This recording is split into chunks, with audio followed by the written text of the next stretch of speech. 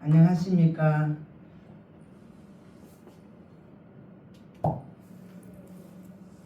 저는 K정치혁신연합 시민의회 K 오디션에 참여한 김fun임입니다. 목차 자기소개, 교통문제, 환경문제, 노동문제, 경제문제, 국회의원 세비문제, 대구공항을 지켜야 한다. 우리는 민주주의 주인인가? 라는 8개의 소제목으로 준비하였습니다. 먼저 제 소개를 잠깐 드리겠습니다.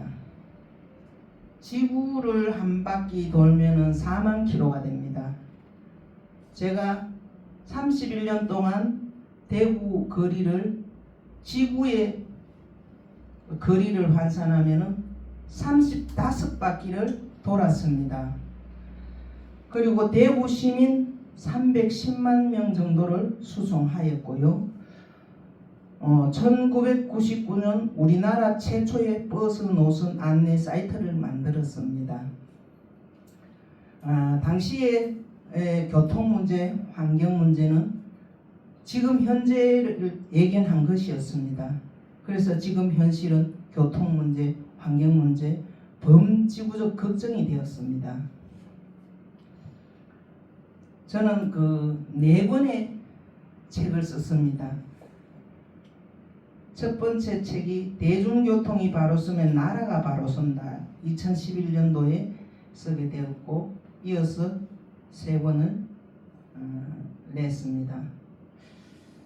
또 2015년도에는 청소년 역사 동화 대우 삶을 일구다 실존 인물로 기록되었습니다. 이 역사 동화에는 독립지사들이 나오는 역사책입니다. 저는 현장에서 버스를 운전하면서 행정기관과 늘 잘못된 걸 고치려고 따지고 이러다 보니까 대구의 독립군이라는 별칭이 붙었습니다. 방송 출연을 소개하면은 피플 세상 속으로 또 강연 백도, 아침마당 등 출연하였고요. 또 영남일보 같은데 뉴스 칼럼을 쓰기도 했고요. 그리고 여러 가지 교통 문제에 또 기사에 오르내리기도 하였습니다. 제가 하고 싶은 일, 즉 공약이라고 하죠. 저는 이 교통 문제를 해결하고 싶습니다. 도심의 교통의 도로 체계를 3차선 이상 있는 도로에서는 버스를 중앙으로 보내는, 그래서 대중교통이 제대로 기능을 할 수 있는 대중교통 중심의 어떤 도로 개선, 이런 도로교통법을 입법하겠습니다. 지금 우리가 차를 타고 나와 보면은 도로에 노면 주차 표시가 있습니다. 그래서 도로 한 차선을 막고 있죠. 그런데 이 특정 기관이 수익 사업을 하고 있습니다. 이 도로는 사회적 공공성, 시민의 공공재인데 여기에 특정 대단체에서 수익 사업을 하고 있는 것은 민주주의에서는 그런 것을 규제를 해야 됩니다. 또 교통 문제 근본적으로 해결할 수 있는 부분은 위에서 말씀드린 버스가 기능을 해야 된다. 그래서 사람이 하는 서비스가 아니라 제도적 시스템을 구축하여 교통 문제의 구조적인 문제를 해결하고 대중교통을 이용하는 각 개별 주체가 제도적 비용을 줄여가는 구조를 만들겠다. 그런 말씀을 드리고요. 저는 우리나라는 교통정책이 없고 자동차 정책만 있다라고 주장하는 사람입니다. 이 전기차입니다. 차 한 대 가격이 약 4억 원 합니다. 보조금이 한 3억 합니다. 3억 정도 들어갑니다. 차량 구입 보조금입니다. 그리고 수소차가 약 8억 정도가 되는데 보조금이 환경부, 산자부 등에서 6억 정도 보조를 하고 있습니다. 이것을 환산을 하면요, 한 사람이 하루 왕복을 타면은 3,000원입니다. 그래서 3,000원으로 계산해서 차량 구입 지원비를 계산해 보면은 전기차는 100명이 2년 7개월 동안 공짜로 다 태워줄 수 있는 돈입니다. 수소차는 100명이 5년 4개월 동안 공짜로 태워줄 수 있는 비용입니다. 그리고 지금 자가용을 전기차를 사고 수소차를 하면은 차량 구입비를 정부 보조금과 지방자치단체의 보조금이 있습니다. 전기차 아이오닉을 사면은 1,710만 원을 보조합니다. 지방에 따라서 이거는 차별은 조금 있습니다. 그리고 수소차 넥스를 사면은 3,250만 원을 지원합니다. 요것도 현존하는 지금 현재 요금으로 환산을 하면은 하루 3,000원을 계산하면은 이 한 대 사는 한 사람에게 지원하는 1,710만 원을 환산하면은 이 한 사람이 15년 6개월 동안 공짜 태워줄 수 있다. 또 수소차도 이 수소차를 사지 않고 대중교통을 태우면은 29년 6개월을 공짜로 차를 태울 수 있다. 그래서 저는 이런 비용들, 차를 사라고 구입하는데 정부 지원금이면 대중교통 무임승차제도 가능하다.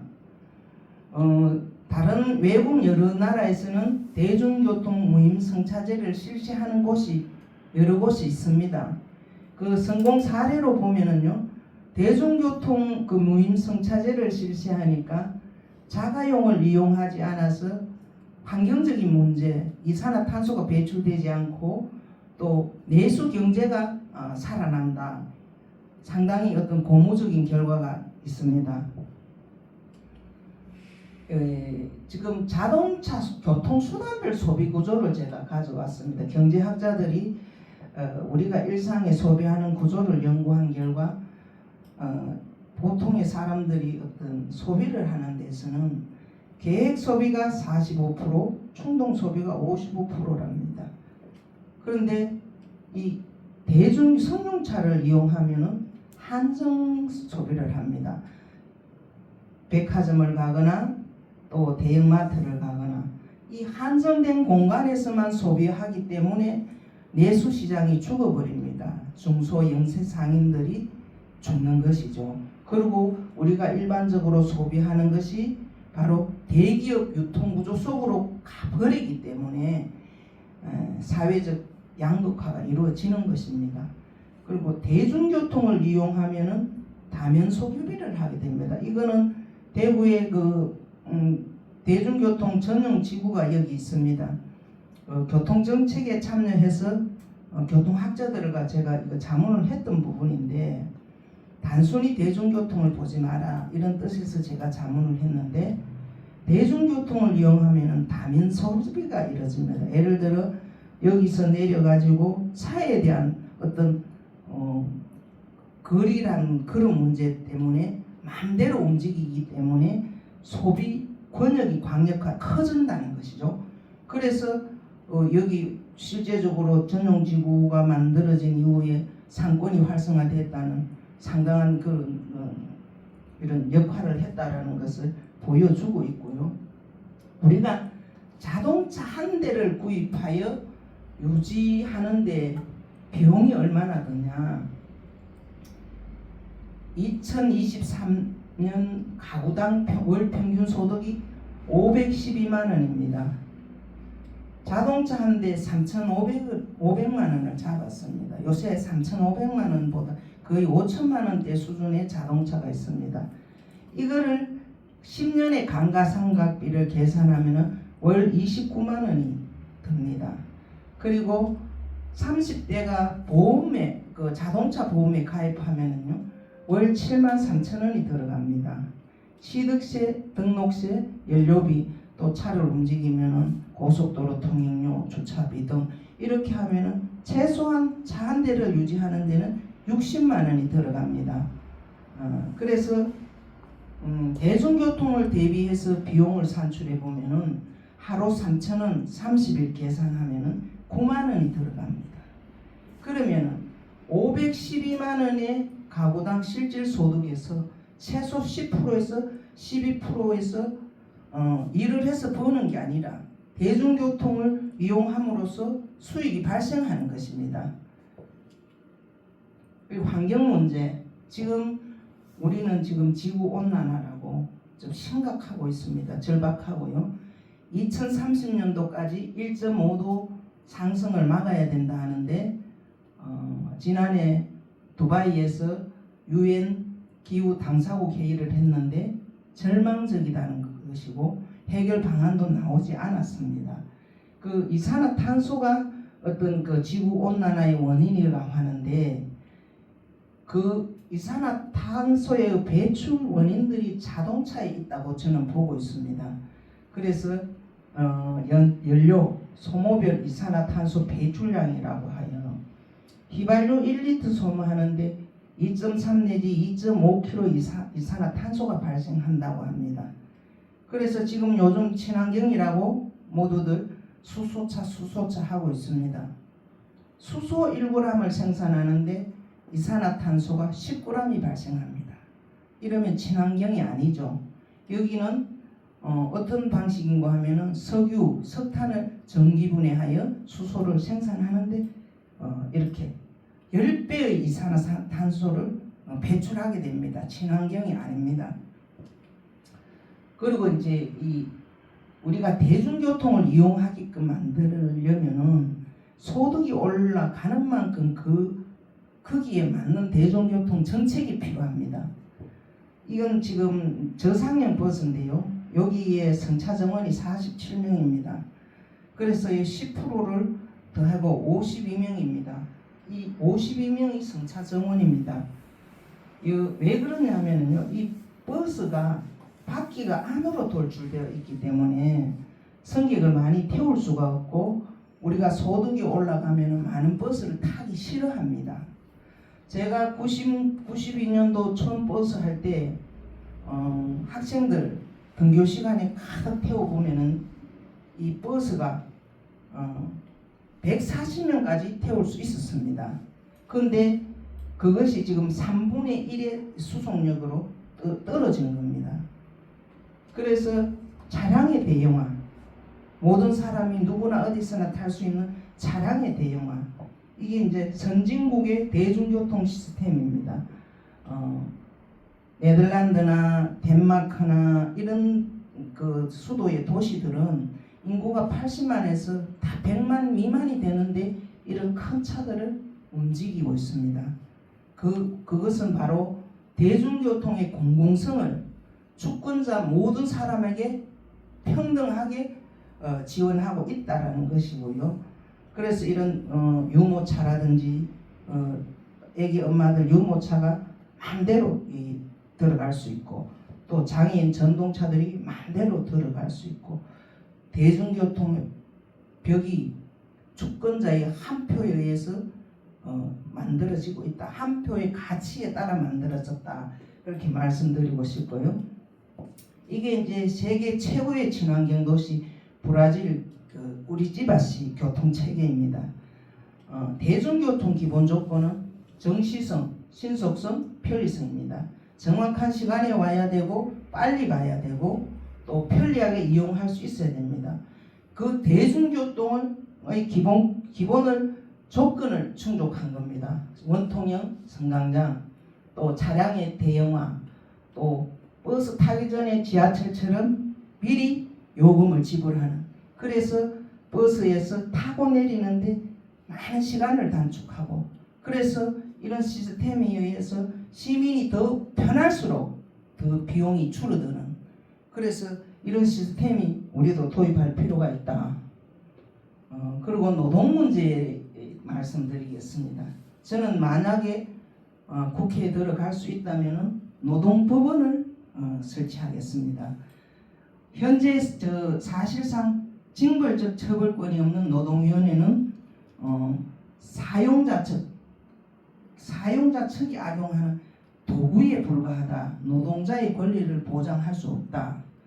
그래서 노동사건만 전문으로 하는 노동법원을 설립하고 노동자의 인권을 보호하기 위해서 제도적 법률 지원을 하겠다. 그렇게 말씀드리고요. 노동자 경영 참여제를 입법하겠습니다. 10인 이상 그 노동자가 일하는 기업에서 노동자 복지 문제, 사고 예방, 작업 규칙, 또 노동 규정 등을 사측과 늘 함께 고민하고 토론하여 실제 노동 현장에서 일어나는 사고, 산재 사고 이런 것을 미연에 방지하고 또 사회적으로 큰 안전사고, 재난사고가 많습니다. 이 또한 사전에 이런 과정을 거치면은 많이 감소시킬 수 있다. 그래서 노동자 경영 참여제를 입법하겠습니다. 이건 OECD 자료입니다. 세계 OECD 국가 38개국 중에 노동 시간이 4위입니다. 산재 사고 월등히 1위입니다. 청소년 자살률이 1위입니다. 노인 자살률이 1위입니다. 그리고 노인 빈곤율이 1위입니다. 출산율이 0.72%입니다. 그래서 독일의 그 노동 시간은 1349시간입니다. 우리나라의 노동 시간은 1915시간입니다. 제가 시내버스를 하면은 하루에 10시간을 근무합니다. 그것을 근무일수로 환산하니까 2860시간이 되더라고요, 연간. 근데 저는 일을 많이 안 하는 편인데 많이 한 사람은 3000시간 이상 일을 합니다. 그 세계 행복 지수라는 게 있습니다. OECD 38개국 중 우리는 35위를 하고 있습니다. 전체 자산의 96%가 10%, 상위 10%가 소유하는 소수성자 독식주의가 대한민국입니다. 지역경제 문제를 해결하는 방안으로서요. 품목거리 제한제를 이건 경제 문제입니다. 품목거리 제한제를 입법하겠습니다.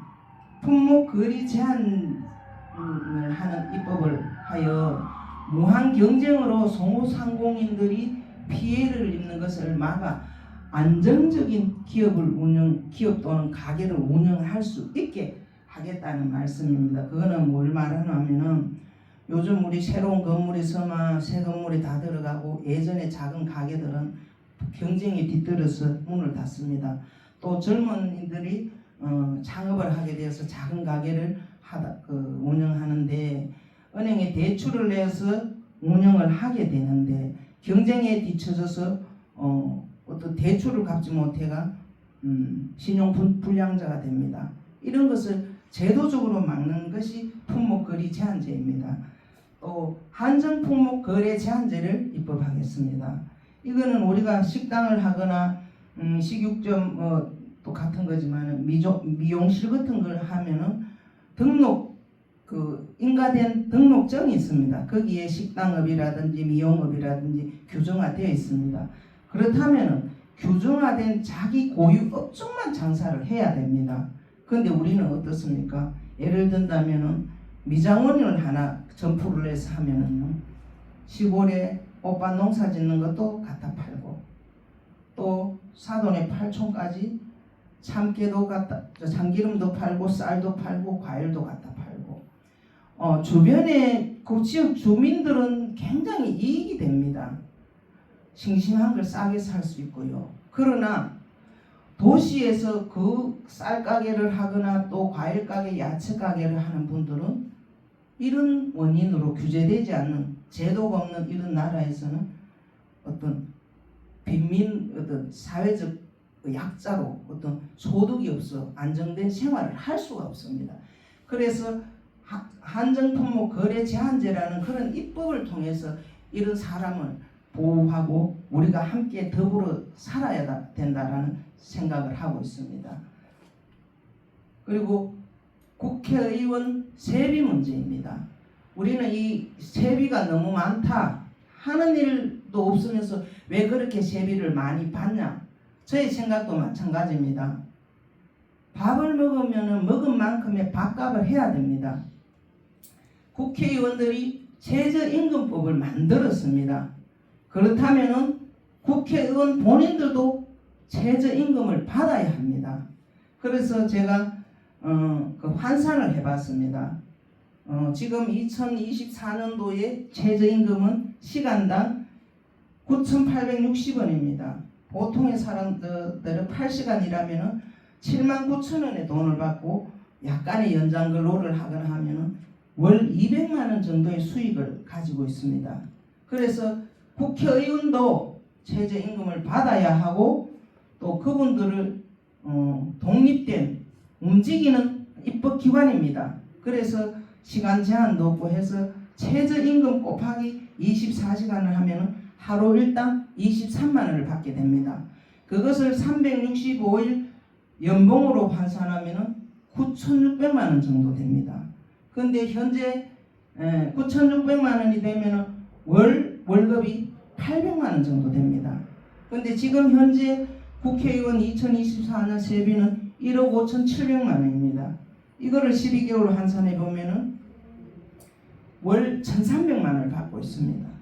제가 만약에 국회에 들어가면은 바로 이 최저임금만 받는, 다시 말해서 9,600만 원의 임금을 받고 나머지 차액 연봉 6천만 원 정도를 시민의회에 참여할 수 있는 정치 지망생을 양성하는 기금으로 사용하겠습니다. 대구공항을 지켜야 한다. 우리는 지금 현안입니다. 대구 지역 현안입니다. 헌법소원도 가 있고요. 대구공항은 흑자공항이었습니다.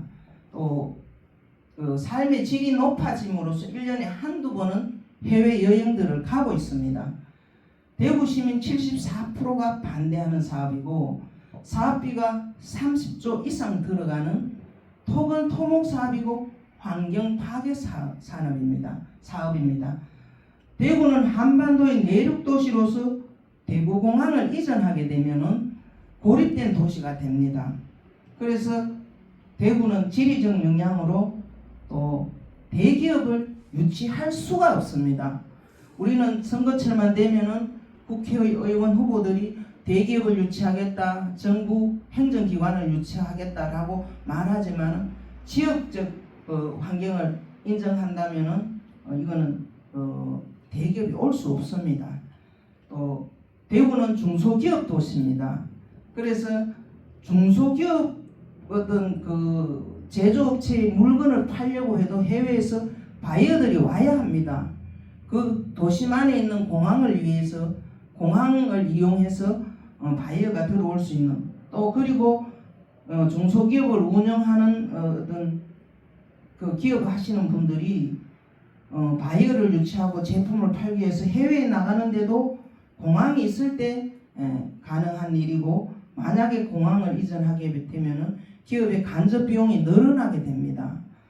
또 현재 연례 행사로 칼라풀 축제라든지 이런 여러 행사들이 있고 메가시티 의료 산업 등 이런 산업들이 발전하기 위해서는 대구 공항이 존치되어야 가능한 사업들입니다. 우리는 민주주의 주인인가 제가 묻고 싶습니다. 우리 사회는 수직적 계급 사회입니다. 민주주의는 주권자의 선택에 의해 입법부가 구성되고 민주시민의 공론으로 제도가 만들어지는 것입니다. 그렇다면 지금 우리는 주권자의 의지가 담긴 제도가 만들어지고 있나 하면 되물어 봅니다. 지금의 대한민국 입법부는 소수 기득권자, 즉 고시 출신 그 엘리트의 어떤 특별 경로당이다. 저는 그렇게 말씀드리고 싶습니다. 판사, 검사, 변호사 이런 사람들은 보통 시민들 속에서 어떻게 사는지도 모릅니다. 자기들끼리의 어떤 특권을 누리던 사람들이 제도를 우리 보통 사람 민주주의 시민을 위한 제도를 만들어낼 수가 없습니다. 이분들은 다 일어나는 일의 결과만 아는 사람입니다. 민주주의는 시민들 속에서 과정에 있는 사람들이 각 분야의 다양한 사람들이 제도권에 들어가서 각 분야에 필요한 제도를 만드는 것입니다. 그래서 이 수직적 계급 사회를 시민의 주권적 참여로서 수평적 평등 사회로 만들어가는 것이 민주주의입니다. 소수가 지배하는 피라미드형 계급 사회가 지금 우리 사회입니다.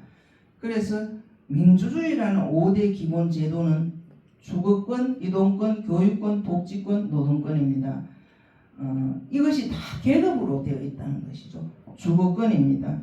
강남과 강북이 똑같은 평수의 집값이 다릅니다.